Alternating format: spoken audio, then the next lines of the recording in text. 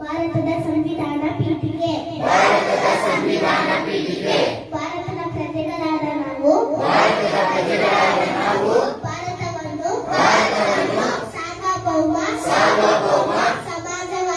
ಸಮಾಜವಾದಿ ಜಾತ್ಯತೀತ ಪ್ರಜಾಸತ್ತಾತ್ಮಕ ಗಣರಾಜ್ಯವನ್ನಾಗಿ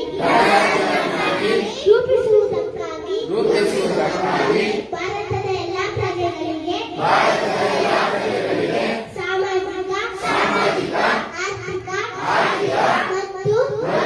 ರಾಜಕೀಯ ನ್ಯಾಯವನ್ನು ವಿಚಾರ ಅಭಿವ್ಯಕ್ತಿ